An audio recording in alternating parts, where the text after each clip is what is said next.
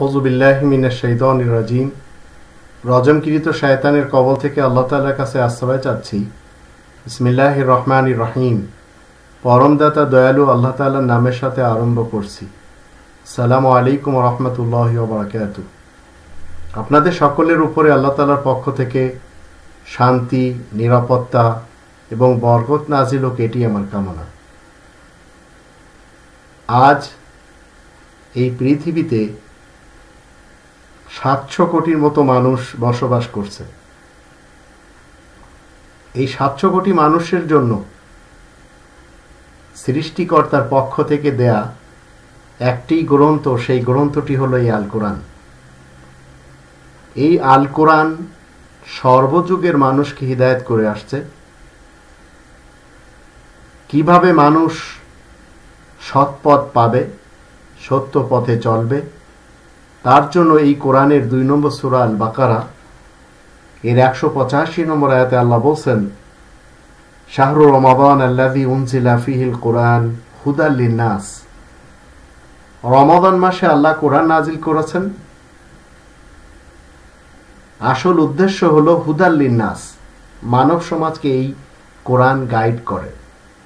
অতীতে করেছে, বর্তমানে করছে, ভবিষ্যতেও করবে। এই কোরআন হুদাল্লিন নাস শব্দটি বলে এমনভাবে আমাদেরকে বুঝিয়েছে যে মানুষ যতদিন ধরে এই পৃথিবীতে, ততদিন থেকে এই আল কোরআন হিদায়াতের কাজ করে আসছে। এই আল কোরআনের আসল নাম আমরা সবাই জানি। 2 নম্বর সূরা আল বাকারার 2 নম্বর আয়াতে আল্লাহ বলেন, যালিকাল কিতাবু লা রাইবা ফীহি হুদাল লিল মুত্তাকিন। এটি সেই গ্রন্থ যে গ্রন্থের ভিতরে কোনো ধরনের সন্দেহ নেই। এই গ্রন্থটি যখন আপনি বুঝবেন যে সন্দেহ মুক্ত গ্রন্থ, তখন আপনাকে এর বিপরীত বুঝতে হবে।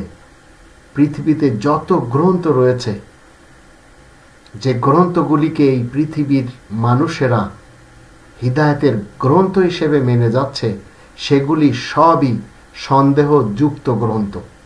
সন্দেহযুক্ত গ্রন্থ সন্দেহ মুক্ত গ্রন্থের মোকাবেলায় কোনো কাজ দেয় না। কারণ সন্দেহযুক্ত গ্রন্থের ভিতরে আপনি যে প্যারাগ্রাফটি পড়বেন, আপনি যে কথাটি পড়বেন, যে বাক্যটি পড়বেন, সেটাও সন্দেহযুক্ত।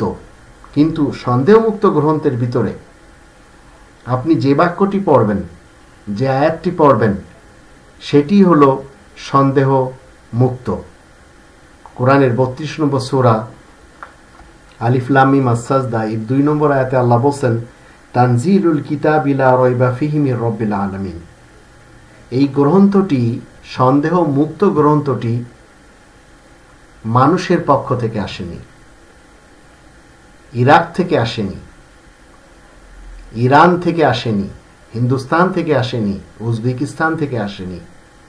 তানজিলুম মির রাব্বিল আলামিন, রব্বুল আলামিনের পক্ষ থেকে নাজিল করা।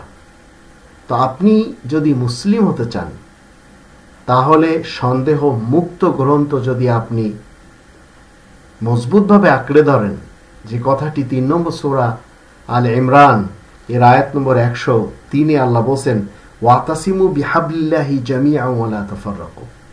তোমরা সবাই মিলে আল্লাহ তাআলার এই রজ্জুকে মজবুতভাবে আঁকড়ে ধরো, আর কোনোভাবে বিচ্ছিন্ন হবে না। কোনো ধরনের ফিরকা, পার্টি, মাসলাক, মাযহাব, মতবাদ, এসব জায়গায় যাওয়া যাবে না, এবং কোনোভাবে এই কোরআনের রজ্জু ব্যতীত অন্য কোনো রজ্জু আঁকড়ে ধরা যাবে না। এখানে আল্লাহ রাব্বুল আলামিন নির্দেশ করেছেন।